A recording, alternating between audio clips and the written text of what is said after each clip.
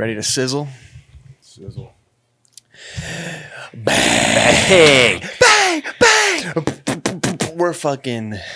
Let me calm down and reel it back in for a second. We're back. It's always a good hang. Dude, yeah. It's been We're a back. hot minute. It's been a hot minute, and I'd like to first and foremost apologize for not having a mustache. What happened, bro? I was trimming my mustache, and I was my edges will get kind of frumpy looking, so I gotta kind of shape them up. Mm-hmm. And I was bringing in one of the sides, and I was like, oh shoot, well that side's a little bit more in than the other side now, so I gotta bring the other side in.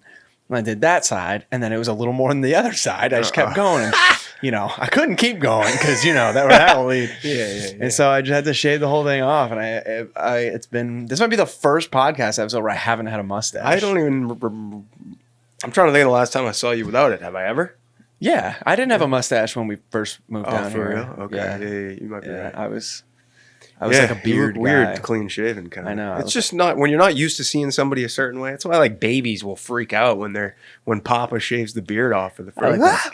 I look like a freak. Who's that?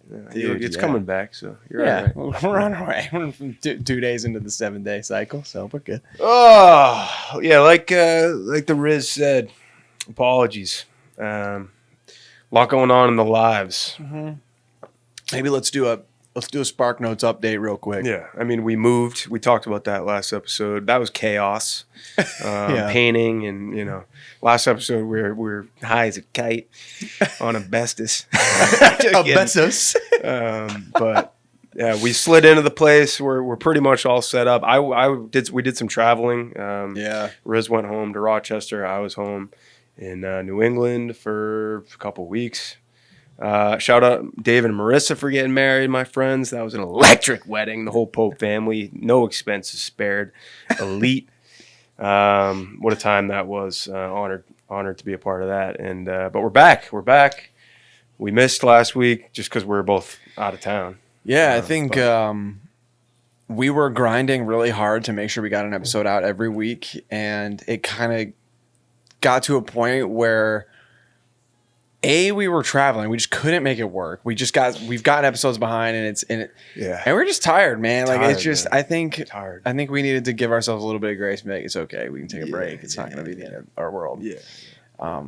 But it's good to be back. Yeah. Feels good to have a conversation again. Yeah. It's good to hang. Shit. Yeah, man. I mean, as you can see, we're in the new space, new studio. We're not entirely sure if this is going to be our permanent space. So over the next couple episodes, we might be in a different spot every single one, just trying some stuff out. So yeah. Bring us in, brother. Yeah, we decided we're going to talk about humor today, which is kind of an interesting topic. Humor. This was your idea. I remember when we first sat down to talk about doing a podcast, you were like, what if we did an episode on humor? And I was immediately like, what? Yeah. Like, what does that even mean? So I guess we'll find out. And then I cracked a joke. You know what I was talking about? Yeah, I definitely want to start. I got to tell you about this dream I had last night, bro, because you were in it. Oh, was it? I was at a bar for some reason, and it was like 2 p.m. It was your bar. But it wasn't. Awesome. It wasn't where it was. We were in. It was super random. So I owned the place, or I worked. No, you worked there. It was the same situation that you're at right now. Oh, gotcha. And I was sitting at the bar, and I must have ordered food because you brought me this plate, dude. I was so confused when you brought me it. It was a plate, and it had chopped up sausage on it, and then it also had a cup with nothing in it, and then there was like, man, how do I describe this? It almost looks like a petri dish. It was like a really shallow bowl that just had blue Gatorade in it. What? And you just put that down in front of me, and you were like, all right, enjoy, man. Yeah, I was like, what the fuck is this? What is wrong with that kid? Yeah, man, it was super weird. That is weird. That is weird, bro. The bowl of Gatorade as my drink. Yeah. Speaking of weird, yeah. Henry took him out for a little walk. Tried to. Oh, He how'd was that like, he go? traps himself in your bathroom, Yes. and he was whimpering. I was like, you guys weren't home. I was like, let me see what's good. And then he's coming down the stairs, and I don't know why I just thought of this, but I'm like trying to get his harness on because I could tell it looked like he had to nightmare. piss. He's like pissing himself, rolling over in it, and then I'm like, dude, come on. I feel like I'm doing like CPR on this fucking dog, like trying to get the fucking. That was kind of weird. I'm not making out with no dogs.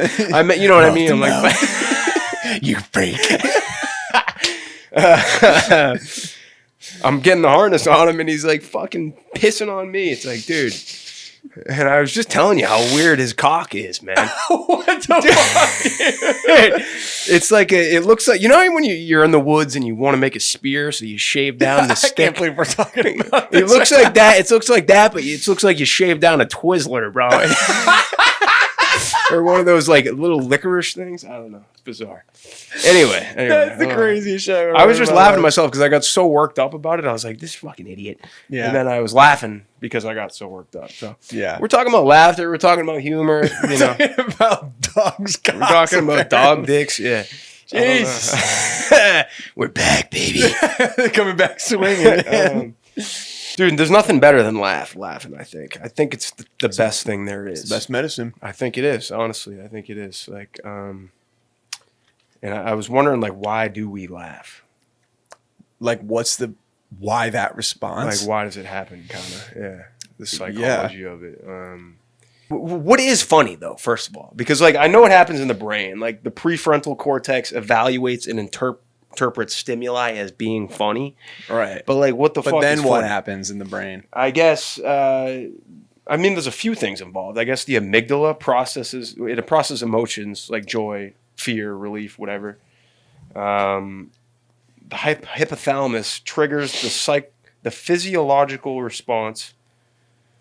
I guess your heart rate, and there's an endorphin release, and the motor cortex, whatever that is, coordinates the physical act of laughing. Whatever. Weird. And there's obviously some chemical reactions like endorphins, dopamine, oxytocin. What I want to know what you think. What makes something funny? We got to be careful with this episode because sometimes when you analyze a good thing too much, it like loosens its. Yeah. But I think we'll be all right. But what makes something funny? I think I was thinking about this in the prep for this episode, and I was like, there's an element of relatability to it. Okay. And I don't know. I mean, obviously everybody has a different sense of humor. Like I love absurdist stuff. Me too. And but I don't know. I do think that like with social media and everything now, there's so many different flavors of humor that it's really difficult to boil down and be like, this is funny. Right, you know what I mean? It's like, because there's also a fine line. You know what I mean? Like I definitely want to talk about this maybe later in the episode, but like the fine line between too far and when something's funny. And it's like very fine. Right. I yeah. will say this. I was writing, I'm working on a screenplay, a comedy. And I was researching like genres and like what makes things funny, specifically comic writing. But Yeah. one thing that was said is like when people getting like hurt, for instance, like wiping out, whatever, Always funny. is always funny. But if they died, it's not funny at all. Right. But if they, get absolutely bundled yeah. and like just Bundled. barely survive, as long as they're alive, it's the funniest thing ever. Right. But it's weird that like once it's not funny if they die. Yeah, or like if people actually get hurt. Right. You know what I'm saying? Right, Like when you're walking somewhere with a friend and they trip and you start to laugh, but then you realize that they're hurt. Mm-hmm. Maybe there's some kind of instinctual protective thing that kicks in. Yeah. Where you're like, oh, this is actually a serious matter. Right, you know what I'm right, saying? right. Like Or- survival instinct or something. Like to Or help maybe your it's fellow like, person. I don't want to. Maybe it's a quick attack of conscience. Like, wow. Oh yeah, you like know. this is not in my best interest if I Right. want to go to heaven to or laugh at whatever. this. Yeah, or be judged for. Yeah, this is. Yeah. Yeah. So I got some stuff on the psychology of laughter here. There's a few theories about why we laugh. I'm gonna read them real quick. The cognitive incongruity theory. Many theories explain why we laugh, and one major one is incongruity theory. We laugh when there's a mismatch between what we expect and what actually happens. And I think that's a big thing. Like that's very broad. Yeah, but yeah. like because here's an example. A punchline surprises us with an unexpected twist, causing a mental jolt and release. That's the laugh. Right. The relief theory. This is Freud, I guess. Sigmund Freud believed laughter releases psychic energy. We laugh to release tension, anxiety, or taboo thoughts safely. Laughter acts as a pressure valve for the mind. I've definitely been in that where there's that anxious, like, whatever, release. If we're going to talk about this, at some point we're going to have to talk about laughing as a coping mechanism of trauma. Sure. And also how that is, this is going to be a very broad statement, and I don't believe this to be 100% true, but it is a very generational thing. Like how our generation can't take anything seriously. Right. We have meme culture and this and that. And it's just like everything's a fucking joke. Right. But that's like, if deep down it's our way of coping with how dark the world has become. I never really thought of it like that. I don't know. It's interesting. We can get more into that later, but continue. And then the last one here is the superiority theory. Suggests we laugh when we feel superior to others' mistakes, misfortunes, or foolishness. That one's kind of dark. Yeah, I mean, that one you see a lot in like, in movies and crap. You have like the dummy or the dude that just will never get the girl, and like and everyone's laughing. It's like making fun of someone. It's like the scapegoat guy. Yeah. It's I guess I guess there is a feeling of superiority there, whatever. But it's just interesting, man. It's interesting. I mean, it's big. Laughing's big. It bonds us. It diffuses tension. There's nothing better than it. Yeah. Yeah. And it is weird to think about now that we're talking about it, like the actual process that happens when you hear something funny and your brain processes it as funny. Like it's just really weird to think about it this way. Right. Because it's so second nature to all of us, and we never really dissect it in this kind of manner. So it is a little weird to talk about it like this and be like, am I ever going to laugh again after having this conversation? You know what I mean? Like I just laughed right there. Right. But like, why did you just laugh right there? Like, why was that funny? Because of course you are going to laugh again. Sure. Okay. So it's like a disconnect of like, obviously not. You know what I mean? Right. So but you just, one of those was about like the mismatch between your expectation and what they say and like. Yeah. I think that's it. I would imagine a lot of these have subcategories and like branches that go off of them that you can divide more. Right. I just think, and like when it comes to what we find funny, that's something that's so subjective. Yeah. Because something hilarious to me might be horrifying to someone else. Right. And I remember you mentioned about, different generations, like whatever stuff 100 years ago, that might not be funny to somebody. Right. Like, that's just interesting. What do you think? Like, see, shit, like everyone's got their preferences. Like, I think The Onion. Do you follow The Onion on Instagram or something? Like, that crap is so funny to me. Yeah, it's great. It's great. That's the brand of humor that's really witty and creative and clever. And I think like there's this thing where it's like, oh, we really know what they're talking about. Right. And like, I don't know that because I agree. The Onion is super funny. The Hard Times is basically The Onion for like music. Okay. It's it's amazing. It's so funny. What things are universally funny? Farts, right? Dude. I did like a little bit more research on this question than I probably should have spent time on, but so many of these articles, the only common denominator was farts. Like every fucking, because like things that are universally funny need to transcend language. Right. And so for me, it's like farts and people falling down. Like you don't need to speak a particular language to observe those and think that's funny. Right. I get, dude, it's funny. Like, so developmental psychology, like babies begin to laugh at like 2 to 4 months. And I was just home and one of my best friends, they had a baby and it's like 5, 6 months old.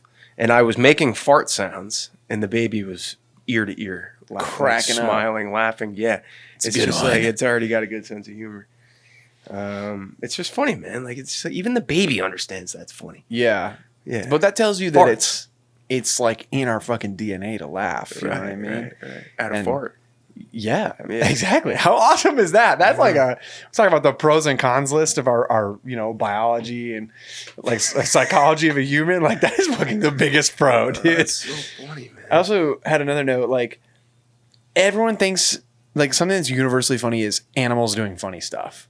Yep. Like a dog can do something silly, or a cat jumps for something and misses. Like that stuff is you may not crack up at that, but you might blow a little air out of your nose and go, it's that stuff is funny. Yeah. That stuff is funny. To me. Absolutely. But A lot of things that I found. Have you ever seen like Mr. Bean or whatever? oh yeah, Like what is that kind? Because I haven't. that feels like almost kind of slapstick. Slapstick. I don't find that kind of stuff funny. Okay.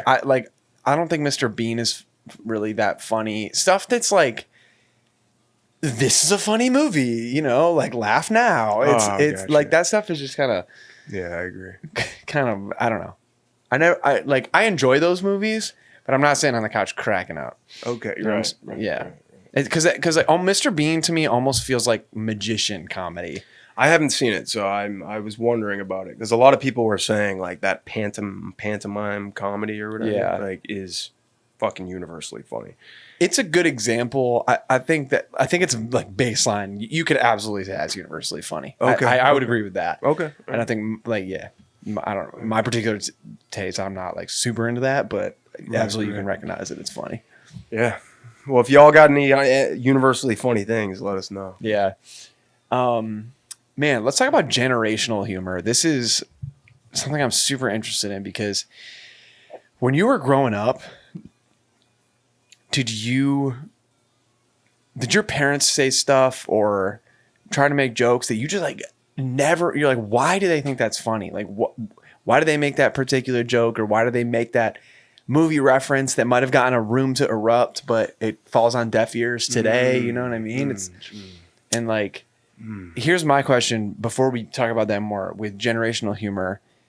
How tied is it to technology and like the social setting in which like funniness exists now, right? Because now it's mostly like we see memes on our phones, and for some reason it feels like it takes a little bit more juice these days to get people laughing, which is I don't know. Yeah, well, people are just so used to the typical funny stuff. I think people are being assaulted so much with funny, like the meme thing. You go on your phone, and now it's like it's harder to make people laugh. I would imagine, yeah. I mean, like it's allowed us to kind of very much find niche humor, and so there's maybe not as many things anymore that are universally funny. Right. Like, it's like having Spotify versus going to a record store. Right now, we each can have our very own tailored playlists of the time. You know what I mean? It's the same thing. Like, your algorithm is very much tied to your sense of humor, and like, back before there was even an algorithm, right? What were their sources? Like, I would imagine you go see movies, or obviously you have inside jokes with your friends. It's like a lot of the same stuff we have today, but like technology and social media has added an entire new aspect to it. So it is interesting to think about how like,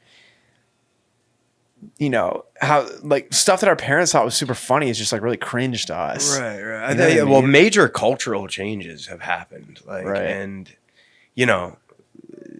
we live in a time now, especially like our generation, I feel like is much more open about things. Like we're not cracking racist jokes. Like those aren't funny to us really. Right. You know what I mean? Like, and like, this just how educated you are will determine what you think is funny and what isn't.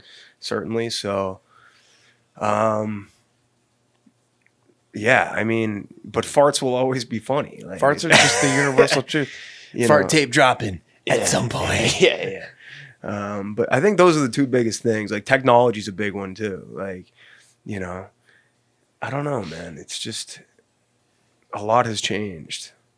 I love memes though. Memes are great. I mean? Like, do you remember like What were we doing before memes, dude? I'm trying to think of what used to make me laugh, bro. I mean, we grew up in a time that this is all we've had, bro. But like, I've had a phone in my hand since I was in 5th grade. But like, you know, you just said that baby started laughing at 3-4 months. You know, we were born in the 1990s. It was like we, you know, there was a time before we had social media. But we had TV. You know, I had TV.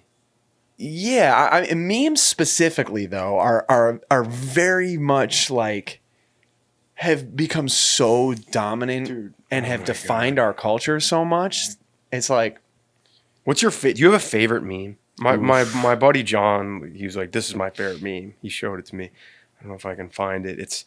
It's the one with the horse. It's like, why don't you get off your high horse?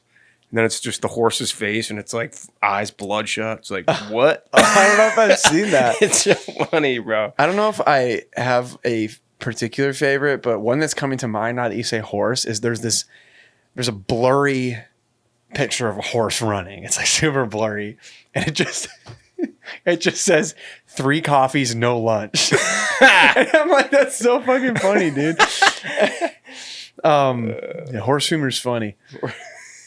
Well, what's interesting now is like, you remember when memes started? There was like Bad Luck Brian and like that whole thing. The and classic like they always had text. Yeah. And now memes don't necessarily need to have text. So I associate a meme with a picture and text. So what do you mean? Really? Yeah. So there's a meme that people always post in like TikTok comments. If there's like some crazy sound or something, it's this picture of like SpongeBob ascending, but like someone photoshopped Apple AirPods like in him. There's like a phone hanging from the pods. It's so funny, and it's like we almost don't. Our vernacular in meme culture has become so acute and precise. It's like we almost don't need to verbally define them anymore. You know what? You mentioning this stuff makes me think that like kind of the our generation, whatever. It's probably like a 20-year spread. Sure, like you're talking about like late millennial, early Gen Z. Yes. Like the technology very with it, you know. Like we remember a time before it, but we got it young. And right. Well, we might be some of the funniest people there are. And I argue this because, like, remember, like, Twitter back in the day? Just, like, funny-ass people. Oh, whatever. Yeah, dude. And, like, you know, like, because my parents might not even get that SpongeBob meme. Or, like, my grandma wouldn't get that. You're talking about that generation? That generation. Okay, I thought you were saying you and I. No, we're part of it, though. Yeah, no, I definitely, like all the references that we understand, all the meme, like, there's very few memes that go over my head. Right. And it's just because, like, I've seen all this crap. Like, my grandma wouldn't get the SpongeBob ascending thing. She just probably hasn't seen SpongeBob, really. No. And, like, doesn't really, you know. Shout out my grandma. I love you. What? Does she want to watch SpongeBob? I should, man. This is some heater SpongeBob episodes. Yeah, dude, it's a good one. But, I totally know what you mean. I would imagine every generation, though, thinks they're the funniest generation. Because you don't, like... Yeah. You know how I feel about, you know, what is it? Gen Alpha now is the new generation. We're past Gen Z now. Are we? Yeah. Like there's some stuff that's funny, but I don't really find a lot of that stuff funny. It's because I don't know. Is there anything specific that you're talking about that you can be like, okay, yeah, my parents think this is hilarious, but I don't. Let me touch on that in a sec. Okay. I almost feel like as we move further into like the technological era, i.e., like social media and phones and stuff, like it's weird because people are so smart, and people are becoming so like there's just like some sharp young people. Yeah. But it almost feels like the humor has become more brain rot. And I read somewhere that people with higher intelligence, their sense of humor tends to be more that way. It's very like obscure and like kind of weird sense of humor. Mm-hmm. And it makes sense. I mean, but what did I think that says something about humor. In what way? That you don't need... Like the some of the funniest stuff is not necessarily high intelligence crap. Right. Well, like, here's a great example. I think Trailer Park Boys is one of the funniest shows ever made. I gotta watch that. And a lot of people watch that and be like, "This show's so dumb. Like it's so lowbrow." Like, and I'm like, that was intentional, and like that's why it's funny. Okay. Like All right. it's like dumb as a work of art. I hate when people. This pisses me off. Actually, I hate when people call genius comedy dumb. Oh my god. I Dumb and Dumber is like maybe the funniest movie of all time, in my opinion. It is one of my favorite movies. It is, a lot of people say, it's okay. It's kind of dumb humor. It is not dumb humor. It is genius writing and Right. genius execution of acting a funny ass movie. It's like presented as dumb. Like dumb humor is the humor. Right. Like that's the brand of humor. But it's like brilliant comedy, and it's I don't know. Dumb humor to me, like actual dumb humor, is people just reaching for low hanging fruit, and like people who are lazy and not creative with their humor. Like there are so many comedians right now that basically are just using their comedy as a way to justify being a piece of shit and like having piece of shit opinions about the world. Okay. And they're like, anybody who doesn't agree with them, they'll just be like, well, you're too soft or whatever. And I'm like, actually, you're just not fucking funny. Interesting. You know what I'm saying? And it like, I imagine this is pretty subjective. As like, of course, yeah, because just like they have careers. Like obviously, someone thinks they're funny. Think they're funny. But Yeah, do you have absolutely. anyone in particular that you might? I don't want to list anyone by name. Okay. Here's a comedian that I think right now is. I haven't seen enough of his stuff to know if he's like divisive. I'm not gonna call him divisive because like I just don't know that, but I just don't think he's funny. Is Shane Gillis, man? Bro, really? I knew this was gonna fucking break your heart. I just don't think he's funny, dude. Come on, he's so funny. I think. It doesn't like. I watched his special and I was like, I watched it with you. I feel like. I know, and there were some parts where I chuckled, but I wasn't like it. It didn't like. It just didn't like scratch my itch. Oh, okay, all right. You know what I'm saying? It wasn't my. It wasn't my. I brand. think he is funny though. I sent you the couple of beers thing, right? His Yeah. the SNL skit. That was Yeah. very funny. But I thought the special was. I thought Beautiful Dogs was pretty damn funny, man. Like when he's doing the Trump thing, I thought it was funny, and I don't know. I understand where you're coming from. He certainly hits a lot of low hanging fruit. You know what I mean? Yeah, I don't even necessarily think it's that. I just think it's like his. I think just his disposition as a comic, I'm just not attracted to. Okay. I think like it could. I mean, dude, there's so much that plays into liking a comic, like down to liking their voice. Mm-hmm. Like he could be the funniest motherfucker on the planet, but if I hate his voice, I can't watch this. Yeah. I will say I respect. Like he just did that. He just hosted the ESPYs, I think, and the crowd was. I thought he said some funny stuff, but the crowd just like wasn't a good crowd, in my opinion. I don't know, but sometimes people are afraid to laugh these days too. You know what I mean? And that kind of annoys me. Like the PC crap. I think the comics that are great comics are unafraid, courageous in a way to make jokes that might push the envelope a little bit. I think that's.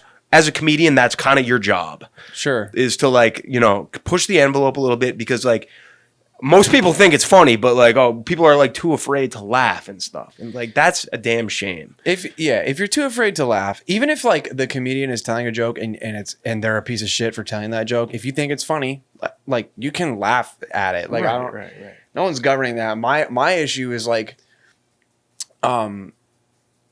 comedians are still people and members of our society, and I feel like they still have like a duty to like make the world a better place. Isn't that their goal? Like to make the world a better place by laughter. Yeah. And it just bothers me, I think, when like there's a difference between like, a comedian making a funny joke about a group and then a comedian like targeting a marginalized group because they know it's taboo. It's like the SpongeBob shitting on Sandy for being a dumb squirrel. Right. It's like I don't even know if they think that shit is funny, but like they think they'll get a rise out of it. Right. Well, that's hack mentality. Right. And I just there's there's like a whole list of comedians that are huge right now that I just fucking absolutely hate. And I think that they think they sometimes avoid accountability because like you can absolutely make like a funny joke about a group of people. Absolutely. Yeah, like it can happen like, but it's like case specific. You know what I'm saying? Like in as long as it's not truly hateful and like, you know what I mean? Like yeah, I don't know. Here's another thing too that plays into this. Comedians are not only visible when they're on stage doing a show. They all have podcasts now. They all have very much public lives outside of that. And so I think a lot of that informs how people are going to receive their jokes. Like if you're like Mr. Laughs, all jokes on stage, but then you go on a podcast and you're like spewing some fucking racist bullshit. Oh, fuck it's like you can't go on stage and make a racist joke. Like, because people are going to know, like, hey, that dude's actually a piece of shit. Yeah. And that's like what bothers me. And I think that like, have you seen that? What like have you seen that? Oh, absolutely, bro. Right. Absolutely. You don't have to obviously. Yeah. That's crazy. But it just, I don't know. I do think there's a lot of stand-up comedy out there that's really popular right now that is just super fucking lazy. Mm-hmm. And like they don't like, I don't know. It's like, it's not toilet humor, but it's just like, I don't watch a ton of stand-up for that reason. Like I will actually list someone by name that I don't prefer. I don't know him as a person. So if for some fucking reason he sees this, I don't give a fuck. I think Bert Kreischer's comedy is heinous. Who? Bert Kreischer.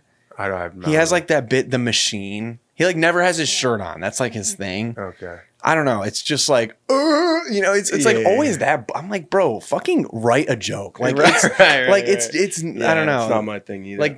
Like you can just tell that everyone in the audience is like dumb as fuck. Like, I don't know. That's not true. I shouldn't say that. That was mean, but I will say a few comics that I do love. Yeah. Have made me laugh very hard. Chris Rock. I don't know. Oh, I've never seen a Chris Rock special. Really? Oh, dude. Okay. Chris Rock is hysterical. Louis C.K. Have you heard some Louis C.K.? I have never watched a Louis C.K. stand up. Dude, Louis C.K. like he's big on the self-deprecating stuff, which I really like. I think is funny, and like he pulls it off because he like just has the look kind of. He's got like the Shane Gillis kind of look, just like average dude. Yeah, looking. super average kind of, but. He's just, I think he's one of the funniest cats. He was under some fire for kind of being a weirdo a little bit. I'm not going to get into it, but, and then like, I love Bill Burr too. Like his, like, Bill Burr's wonderful, man. Yeah. I'm a fan of Bill Burr. Yeah, Bill Burr. He also, I think he like stands on fucking business. He does. Like, he's one of those. Kind of no bullshit. Yeah. And like, you know, he calls shit in the real world when he sees it. Yeah. And I think, you know, that's super admirable. I really, really love that. Yeah. My absolute favorite stand-up comedian right now is Dusty Slay.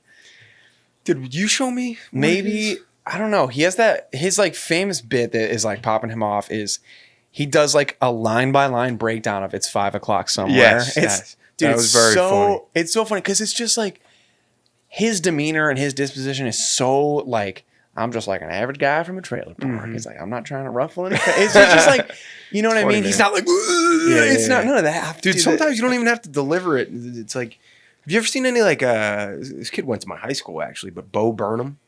Bo Burnham went to your high school? Yeah. That's crazy. He's a genius, man. Dude, I mean, like that's like really brilliant, like stuff like that is like really cool to me. I view like the same way I view songs, man. If the writing is amazing, you don't have to scream so loud. Right. Not like actually, but you know, 100p. I'm gonna get into some funny jokes if you don't mind. Yeah. Go for it. Hopefully you laugh here. All right, okay, we're doing honest reactions here. Yeah. If I don't think it's funny, fuck. Yeah. Just don't try not to laugh. But okay. This is I searched the internet here for the funniest joke of all time, and I guess some dude. That's already awesome. Obviously, like it's subjective. What splits one person's sides might leave another one totally stone-faced. But there was a scientific attempt to find the funniest joke, led by psychologist Richard Wiseman, through a massive internet study called the Laugh Lab Project. Here was the winner. Dude, this is crazy. You might have heard this one, man. It's so funny. 2 hunters are out in the woods when one of them collapses. He doesn't seem to be breathing, and his eyes are glazed. The other guy whips out his phone and calls emergency services. He gasps, "My friend is dead. What should I do?" The operator says, calm down, I can help. First, let's make sure he's dead. There's a silence. Then a gunshot. Back on the phone, the guy says, okay, now what? That's pretty funny. That's funny as hell, dude. And why it works, it plays on the misunderstanding of the phrase, let's make sure he's dead. That's like the most extreme misunderstanding, too. He fucking kills the guy. The humor comes from the shock of the literal interpretation, the timing, and the dark absurdity. Oh, man. Classic setup punchline with a twist that surprises the listener. Okay. This one's kind of dark. Let me go dark? Come on. Go. Right. Go. A woman is walking home with her 3 daughters, Rose, Lily, and Cinderblock. Rose asks her mother, Mom, why did you name me Rose? To which her mother replies, well, sweetie, when we were coming home from the hospital with you. I'm sorry, dude, I got to get it together here. Well, sweetie, when we were coming home from the hospital with you, a rose fell on your head. Lily, curious now, asks her mother, Mom, why did you name me after a flower too? To which her mother replies, well, sweetie, when we were coming home from the hospital with you, a lily fell on your head. Cinderblock says to her mother,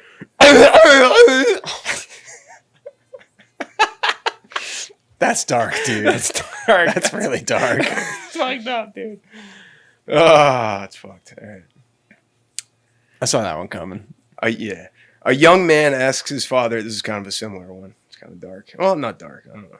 A young man asks his father, Dad, where did my brother Running Bear get his name? He replied, when he was born, a bear ran by us. What about my sister, Morning Dove? The boy replied. His father said, oh, a dove flew by the morning she was born. Why do you ask? 2 dogs fucking. Oh my God. Those are like the same brand of joke. Yeah, it was kind of similar. This last one isn't as funny as I was going to say. You want to read it anyway? You want me to read it anyway? Yeah, go for it. A man decides to quit his job and run away to join a pirate crew. After spending a few hours at the dock, he sees a man who has a peg leg, a hook hand, and an eye patch. The man is obviously a pirate captain. The man promptly joins the captain's crew and they ship out to sea that very day. Later that night, the man walks up to the captain and says, I'm sorry, but I just couldn't hold back anymore. How did you get your peg leg? Captain says, Arr, 'twas me first day as a young lad. A great big swell came from the sea and knocked me overboard. Before me crew could pull me out, a giant one-eyed fish swam up and bit off me leg. The man goes, sounds terrible. What happened to your hand? Captain says, Arr, 'twas me second day at sea. Another big great swell came from the sea and knocked me overboard. Before me crew could pull me up, the giant one-eyed fish swam up and bit off me hand. The man tells the captain, sounds like the fish had it out for him, and asks what happened to his eye. Captain says, Arr, 'twas me third day at sea. I was looking up at the sky when a bird came and shat in me eye. The man says, and that's how you lost your eye? Captain responds, no, but 'twas me first day with the hook. Oh my God. Like you clawed his eye out? Ass. No, not a fan of that one? Nope. It took too long. Yeah, it did take a while. All right, this last one here is a joke that I got to go off the dome with it, but it was like I think a comedian from my I don't know, my parents were friends with or my hometown came up with this one. I think it's funny, but I'm gonna try to tell it from memory here. Okay. Dude walks into a bar and he sees another guy sitting at the bar and he's got a big lighter. Okay. Like a cigarette lighter? Yeah, lighter. He walks up to the bar. And then I think the bartender hands him a genie thing. He rubs the like lamp. bottle? Yeah, rubs the lamp. Genie comes out. He goes, you get one wish, Chief. Go ahead. And the guy that just came in goes, all right, I'll take $1 million. Poof, Genie grants his wish. All of a sudden, bar door swings open. 1 million ducks comes through the door. Quack, quack, quack, quack, quack. Guy goes, what the fuck? I wanted $1 million. Guy sitting there with the big lighter turns to him and says, should have told you, the genie, he's a little hard of hearing. You really think I wanted this big bick? Oh my God. That's pretty funny. Dude, a big bick would be sick. How you doing?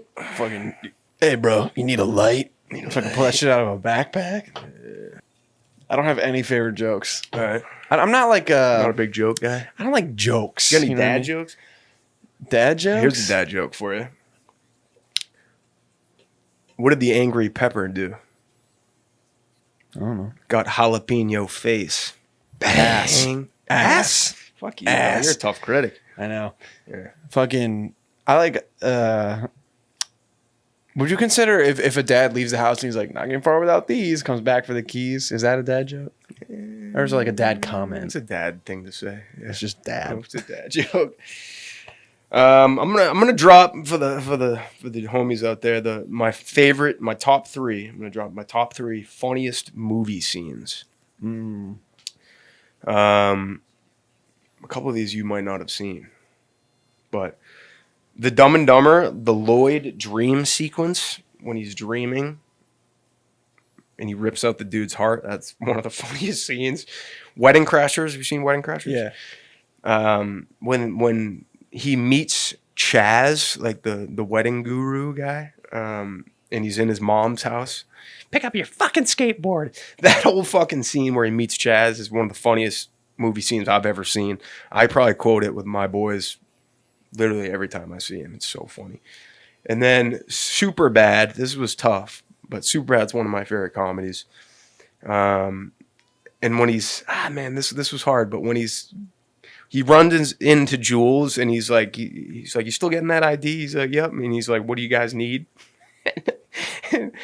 And she's like, if you scratch our backs, we'll scratch yours. And he's like, well, Jules, the funny thing about my back is it's located on my cock. I remember that scene, that whole scene.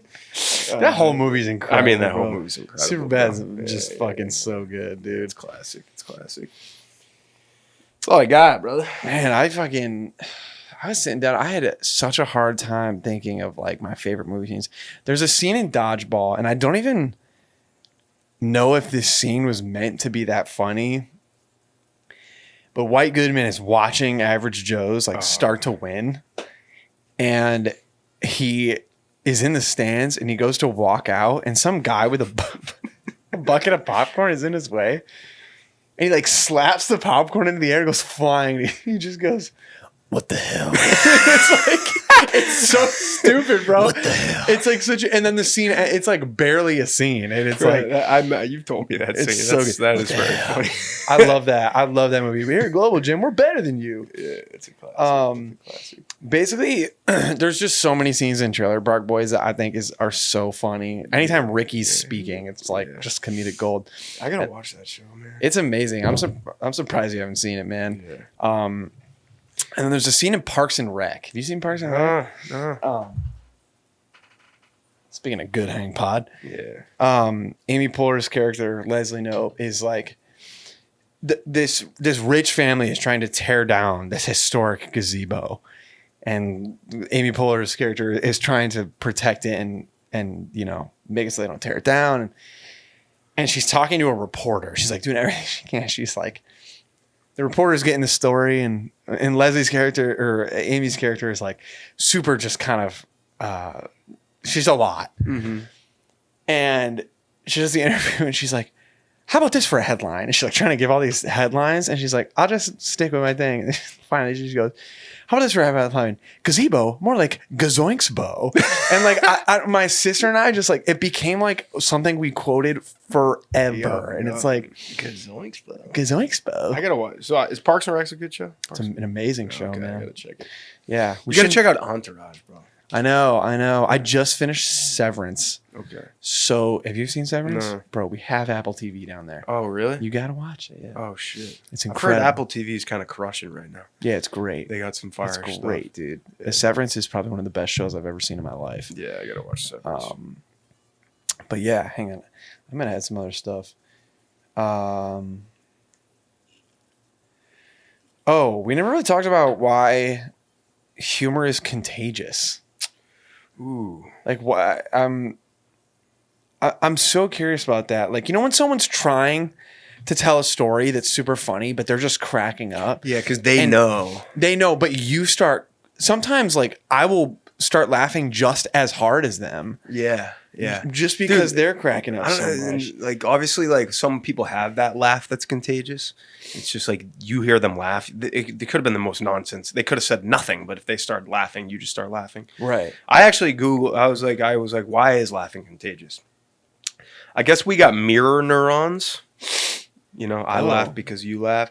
Mirror neurons are brain cells that activate both when you perform an action and when you see someone else perform it. When you hear or see someone laughing, your mirror neurons may simulate the action, triggering a smile or laughter in you. These neurons are thought to play a key role in empathy, mimicry, and social bonding. So I guess it's like kind of hardwired into us. Obviously, social bonding. You know, laughter signals belonging.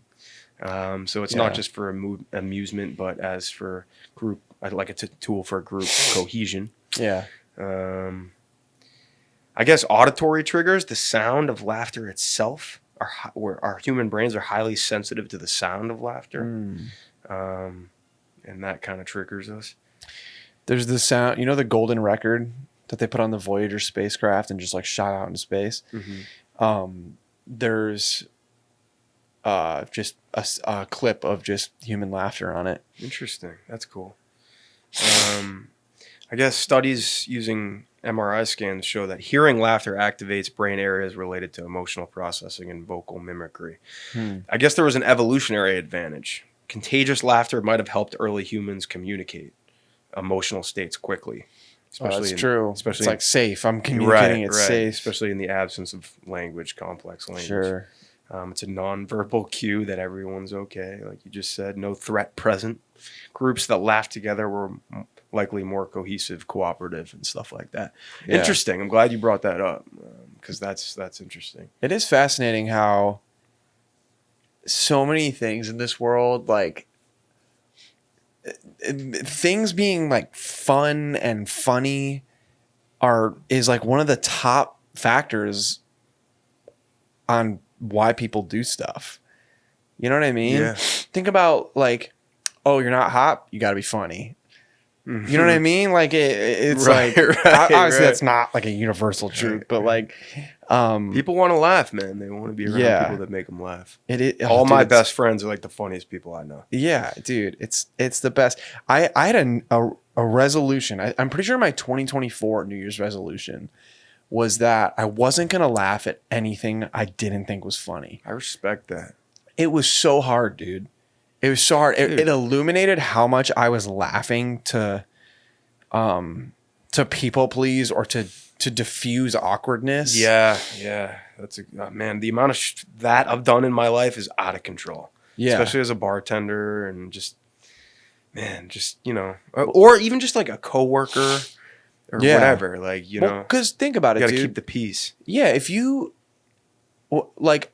Fake laughing at stuff is so ingrained in our culture and our communication and our DNA at this point that if you actually only laugh at what you thought was truly funny, people would think you're an asshole. Oh yeah, all the time. Yeah. But it's like that shouldn't reflect on you. No, it's like what you said just wasn't funny, or just I like didn't think super it was funny. weird. Yeah, some people just say super weird. Yeah, stuff and you're like, ha, you laugh to like diffuse it. Like it's almost like a Yeah, it's like a very anti-confrontational coping mechanism. I think that's the like best way of putting it. Yeah, it's really fascinating, dude. And I think the work environment and anybody watching who like works in either an office or somewhere where like you travel to be there to work, it's so real. Oh, it's so real. Like, and everyone just has those fucking coworkers that are just think they are so funny and they are just not. Right. You know, and it's like,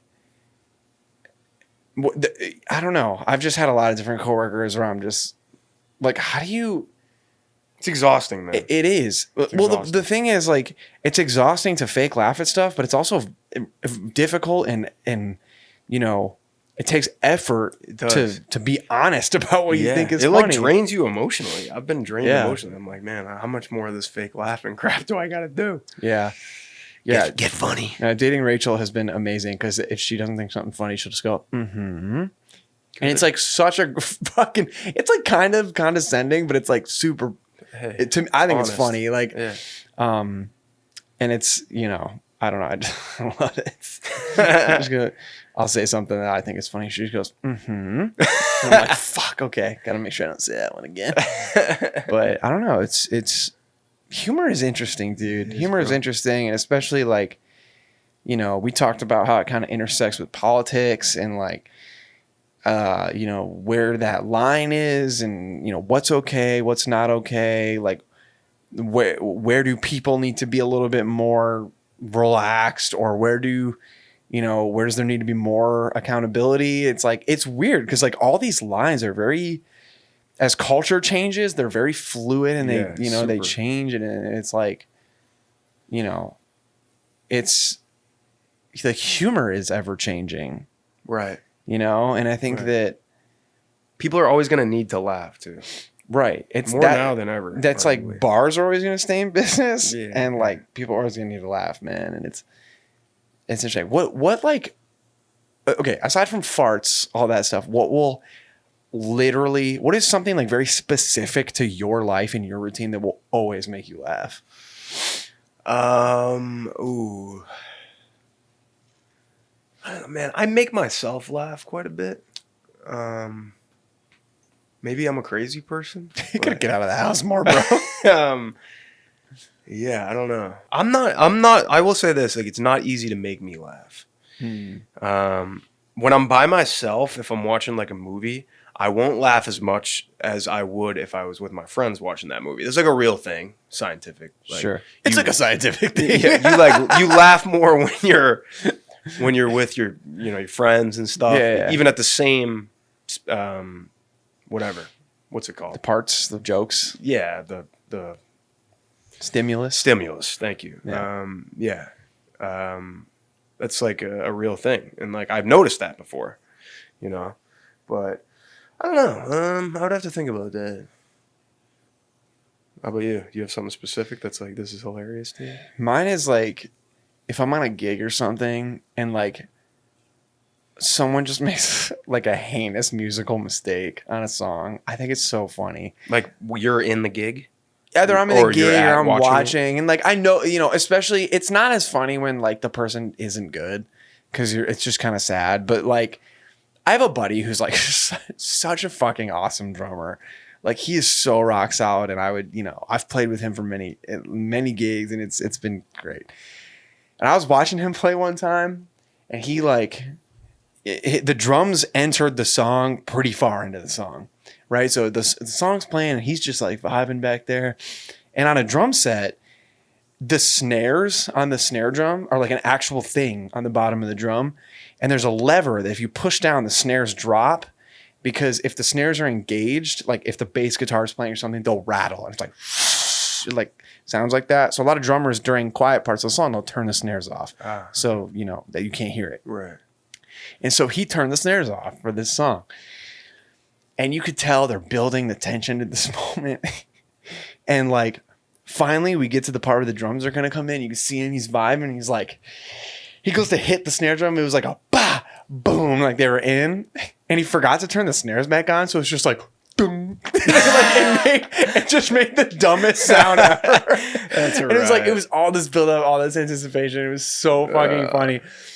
And yeah, he got off stage and I was like, dude, I saw that. Would I have noticed that though? Probably not. Probably not. I don't know. Maybe it's like, you probably would have been like, that doesn't sound like a drum. Yeah. Like it was, maybe if you heard what it was supposed to be and then heard what he did, you would have been like, oh, Oof, yeah. But no, I can't say enough good things about this dude. He's an incredible drummer, and like, but it was so funny. So that's my thing. I just think funny little musical mistakes are funny.